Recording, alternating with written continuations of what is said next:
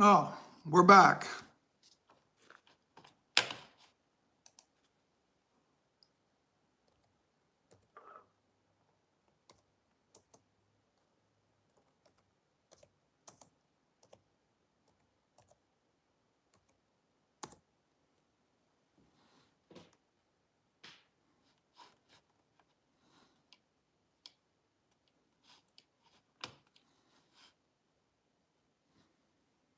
This should be much better, at least from the standpoint of not turning off constantly,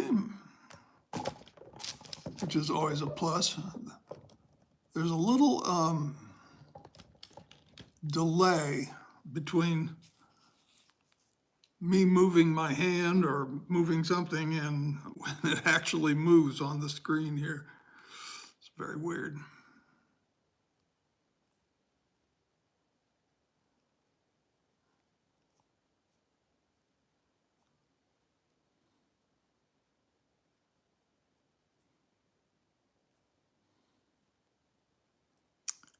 Building trees, I've discovered, is a wonderful form of modeling. It's not something I've ever tried before.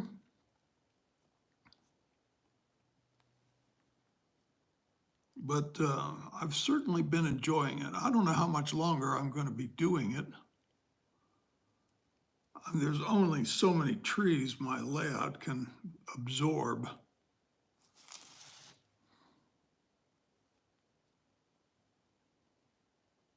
At least big ones like I have a tendency to make. If I would start building little trees, it would be all right, but they always seem to be a little overscale when I build them. I don't know why that is. I just like big things, I guess. I don't know.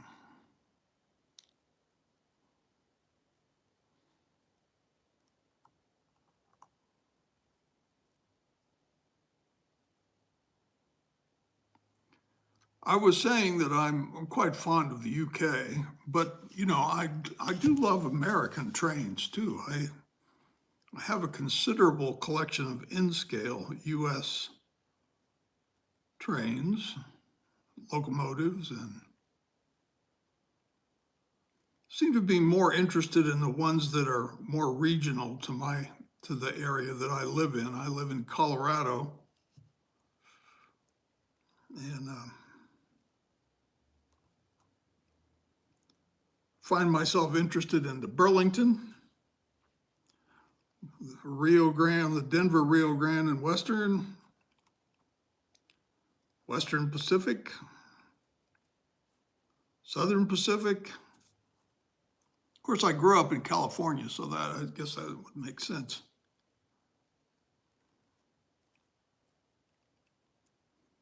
I saw a lot of Southern Pacific locomotives and trains as I was growing up out there.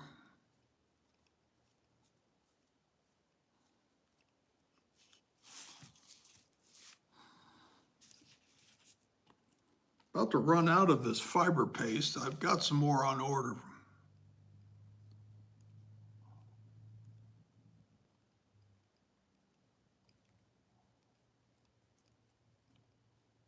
You have to kind of work at it to get it to stick sometimes.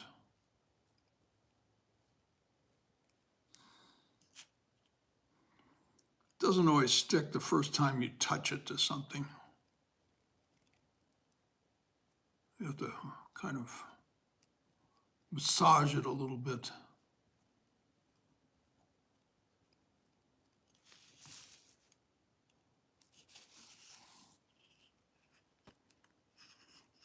This little stand is handy because I can hold on to it without touching the tree and manipulate the tree around.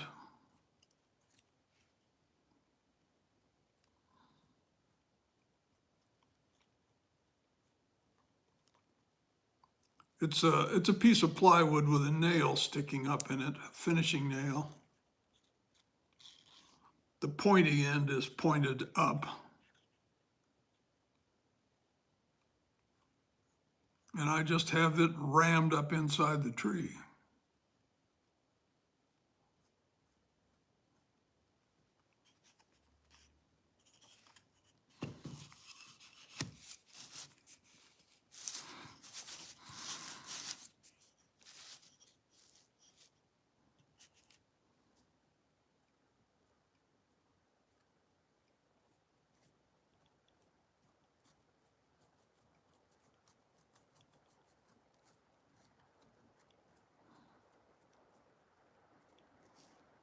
I'll get a little of this kind of beginning to stick on. And then I will let it set up, which doesn't take very long, and come back and I can increase the depth of the coating.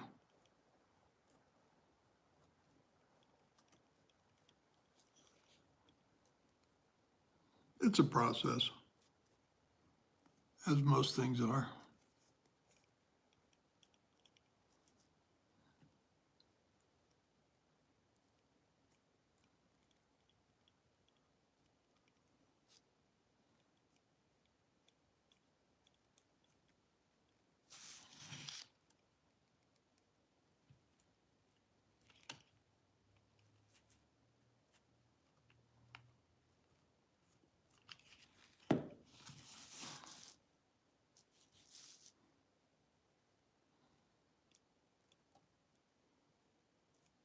If you leave voids, actually they turn out kind of interesting in the end. You can paint them black inside and it looks like some sort of interesting void in the tree.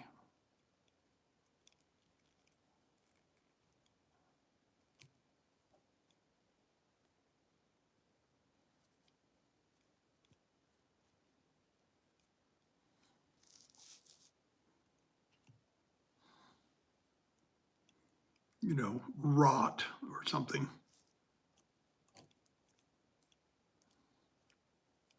It's kind of like doors, you know.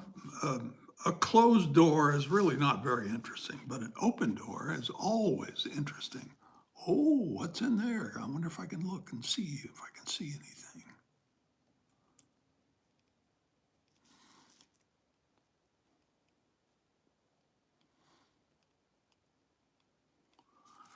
I'm getting very close to the stage on this where I will have to quit for a while, a couple hours or a day, and wait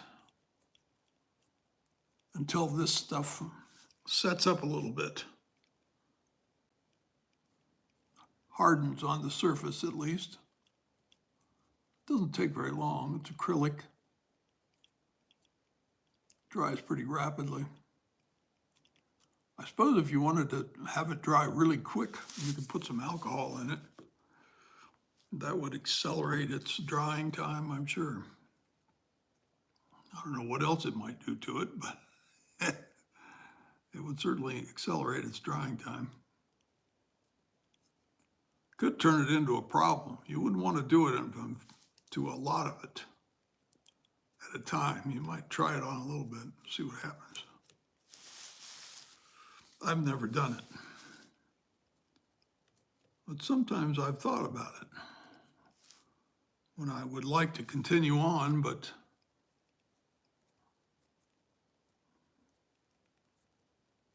anytime I touch it, it moves around what I already put on, and I don't want that to happen. Or at least at that time, I don't want that to happen.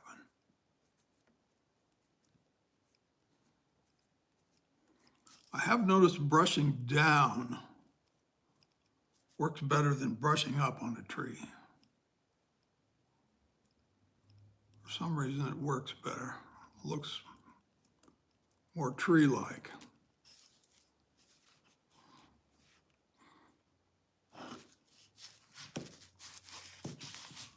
I think we will let that go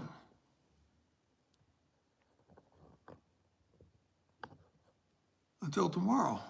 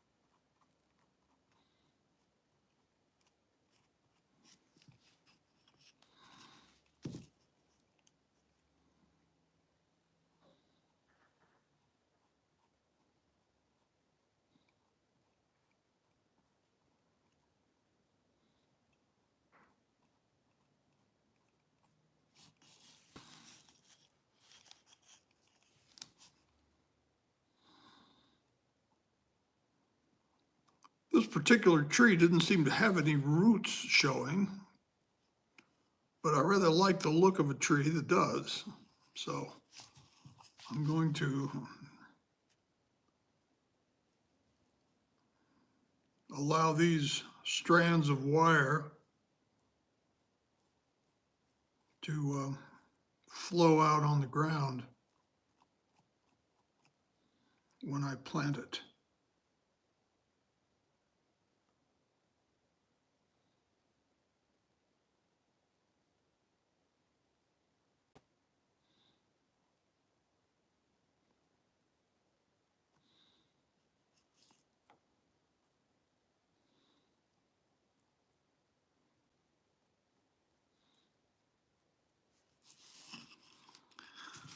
Oh, I think I better quit messing with it for right now.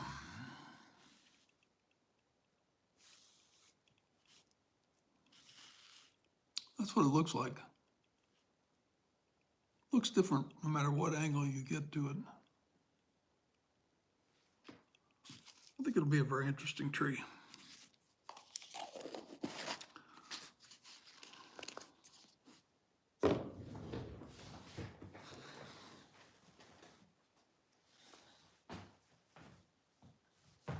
I'm going to go wash out my brush.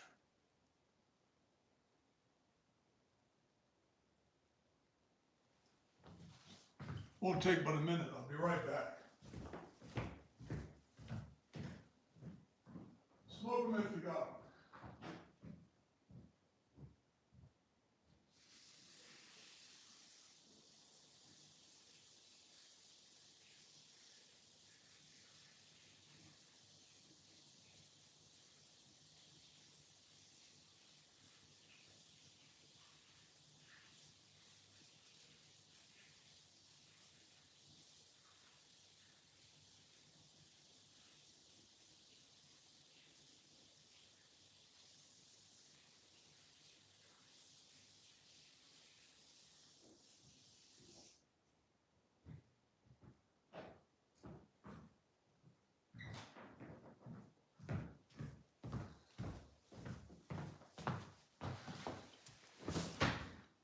Being acrylic, it washes right out.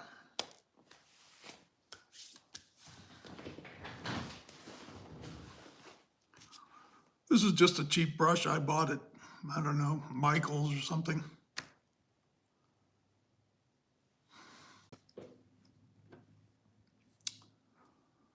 Well, no one has anything to say. So it's just me talking. Any questions? Any comments? What's going on? What are you doing today?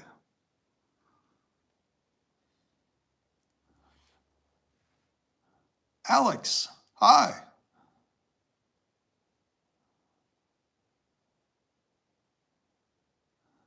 Well, I'm not sure. Let's see, I've got a couple of photographs here.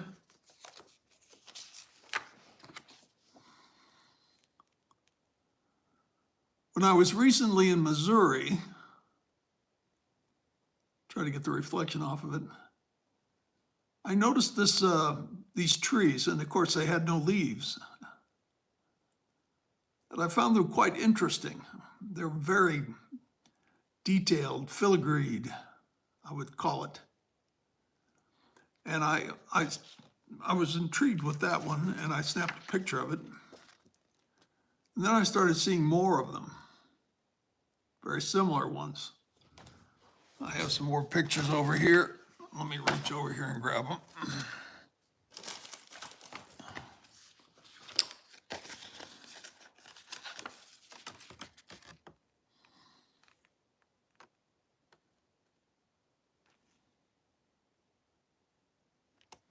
I'm not sure these are all the same species. I think it might be some form of oak tree.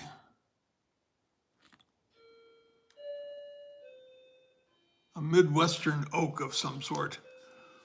When they leaf out, and I'm going back out there, or my wife is going back out there, I'm going to have her bring back a couple leaves so I can identify it.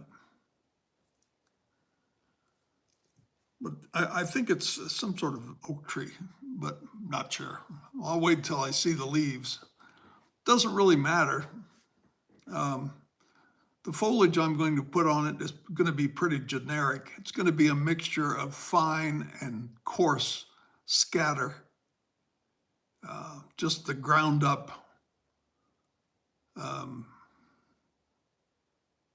rubber, whatever it is, Woodland Scenic Cells or whoever, there's multiple outfits out there that sell that kind of stuff. And that's what I'm going to use. But first, of course, I will put I'll do as I have done in the past, and I will glue 12 millimeter static grasses to these little loops, and lay them on the loops and glue it to them. And then once that sets up, I cut the loops and spread them out and do the final shaping on the tree. And then at that point, when those are set up and dried and on there, good, then I put the scatter on. I do have leaves. I bought some leaves. See if I can find those. I have a couple kinds of leaves. There's one kind I'll show you.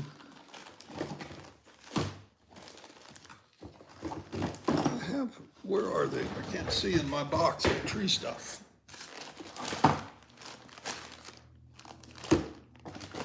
Ah, here they are. I have some knock leaves.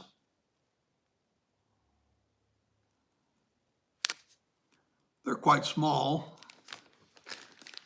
And then I also have some other leaves in various colors.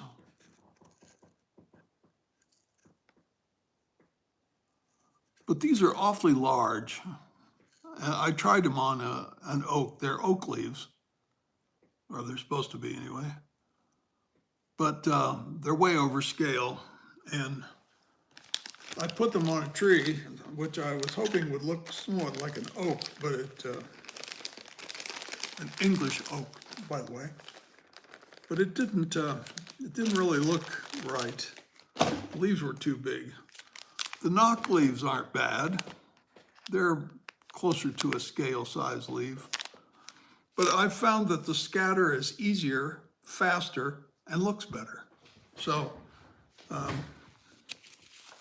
That's what I'm gonna do with this tree. After I put the static grass on the limbs, on the static grass creates a look of twigs, I suppose you might say.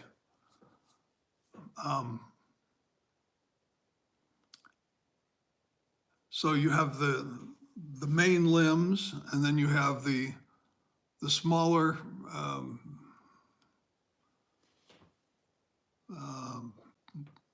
branches, I guess. And then the static grass forms the little tiny twigs.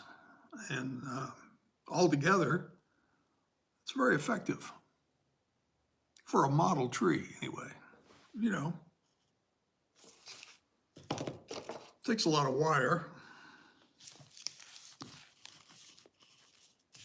Let's see if I can prop this up a little bit so it's at the right angle for viewing. Actually, you see, trees look best if you look at them from underneath, because that's the way you see them all the time. So it's kind of the way you expect to see them.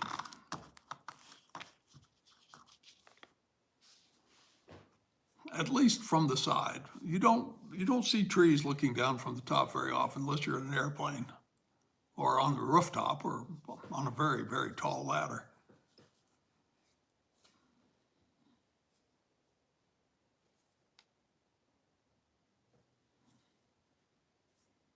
In fact, you don't see train layouts from the top.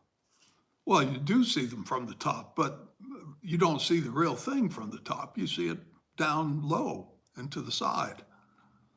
So if you want to take photographs, for instance, of your layout that look really good and look realistic, you have to get the camera lens down at a scale eyeball height. So if you take a figure and you figure out how you're going to get your camera lens to be centered where the eyes are on that figure that's in scale to your layout, that's about the right height for excellent pictures.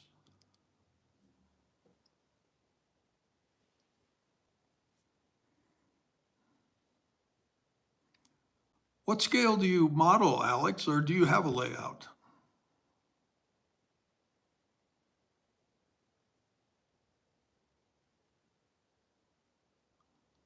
Alex, is that Jenny or Jeannie or Jenny?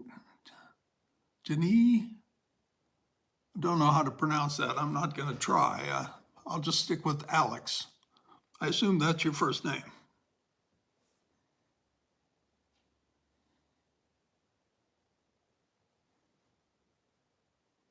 H-O and double O. Oh, okay. Yeah. Well, I'm in N and double O.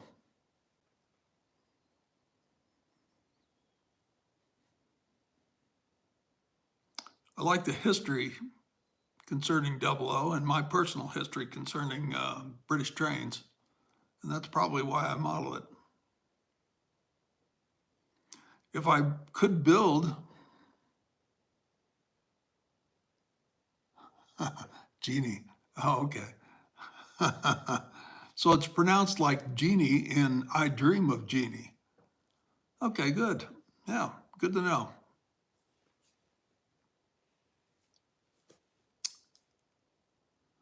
I would like, if I just had the room, I would love to build a good-sized HO layout, all US rolling stock, US scenes, US figures, etc., US bridges, because I actually know more about that than I do about the UK. But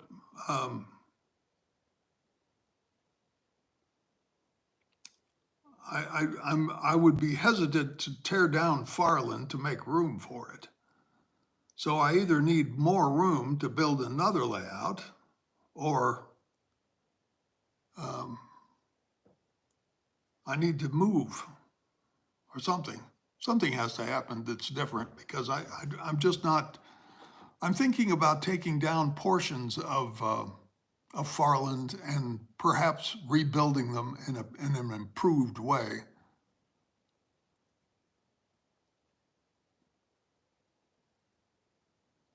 Ah, you're rebuilding, eh? You're moving into your forever home. Well, yeah, I've thought I moved into my forever home several times in my life, but um, it's, I've been in this one quite a while. I guess I've been in this house about 15 years now, close to it. 13 anyway, maybe 15. I don't know. I moved here in 2008. Yeah, that's about 15. Uh, in that neighborhood. I think it was in the fall of 2008 I moved here. But I've lived in a variety of houses over the course of my lifetime. Many, many, many houses.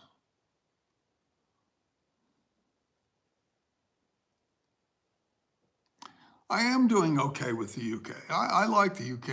The people there are nice, and I seem to get along with them okay. And I can understand most of them, not all of them, certainly. But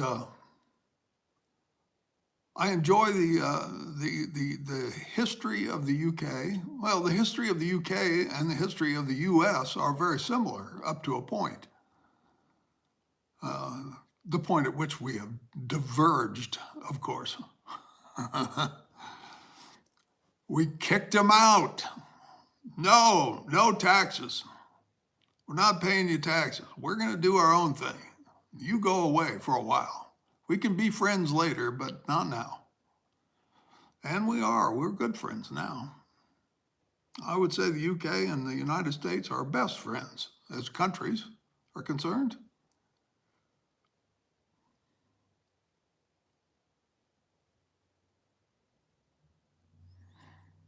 What's your favorite double O locomotive, Alex?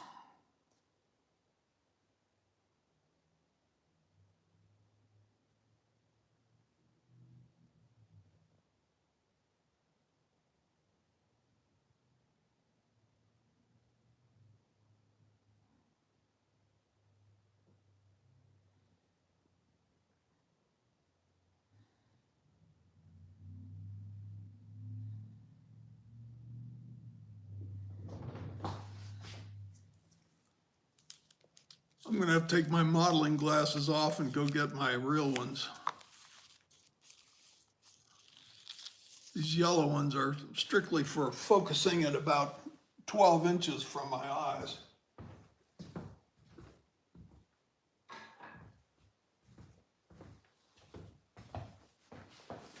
There, now I can read the screen.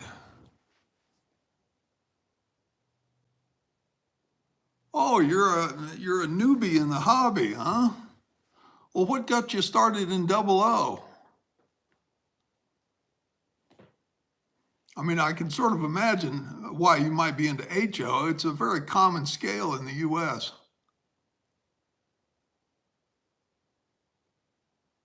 But what got you into double O? Or are you really into it?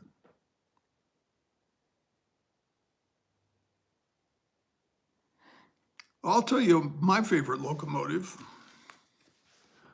in double O is a class 50. And the reason is many years ago, before I started Farland Layout, I was in the UK. And when I was a kid, I was given a train from Hamleys, which is a toy store on Regent Street in London.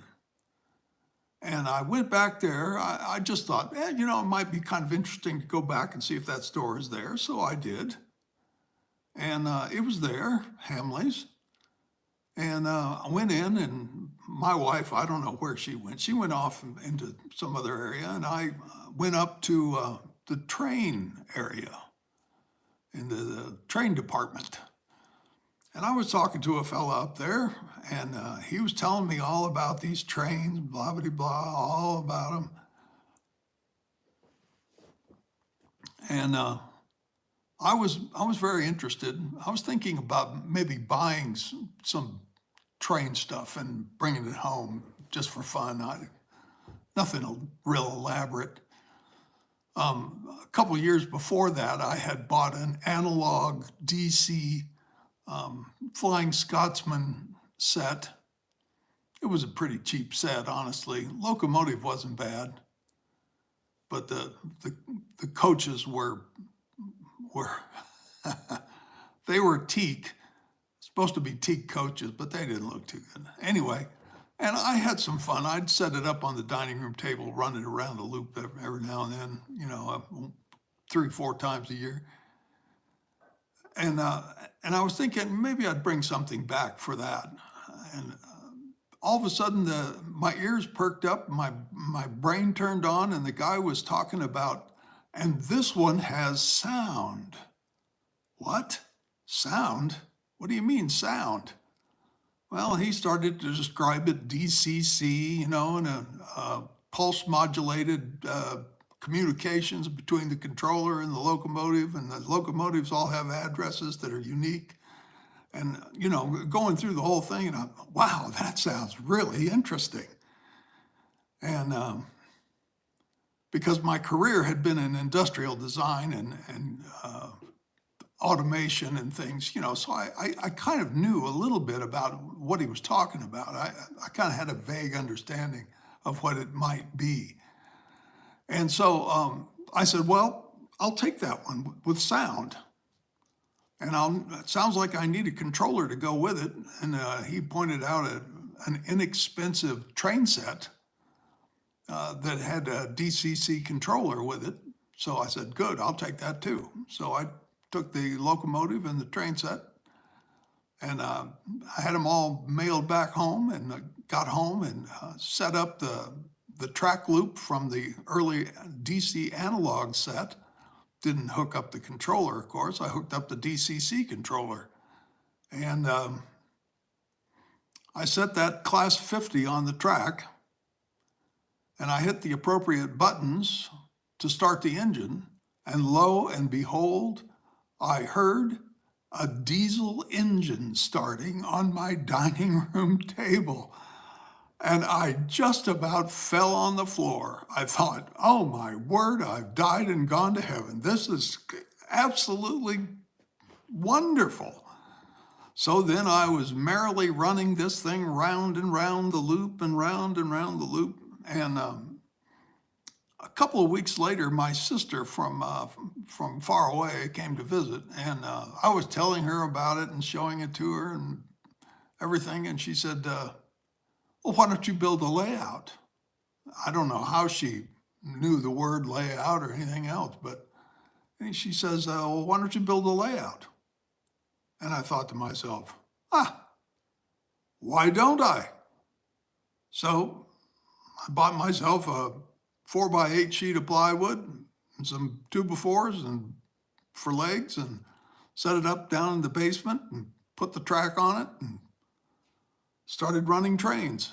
And before I knew it, I'd added 2 feet onto the end of it and a foot onto the side. And pretty soon I built an L. I had an L-shaped layout, and it just kept growing till it was U-shaped, and it was 23 feet by 14 feet. And about that time, the wife said, no, you're making these YouTube videos, and all of our old junk is showing up in them around the fringes when you're shooting the layout. And so that we can't have that. You're going to have to finish off a room down there that'll hide all that stuff. Oh, okay. Well, we could do that. So we made some plans, came up with some plans. She approved of them, and we hired a contractor and built the train room. And that's the way it's been ever since. It's been a great train room. It's just not big enough. I'd like more space, but I don't think I'm going to get it. Well, pleasure talking to you, Alex. Thanks for checking in. And anyone else that's on there, looks like there's 2 right now. Thanks for stopping by. I'm going to end this at 2:40 p.m. on May 10th, 2023. Appreciate you coming in.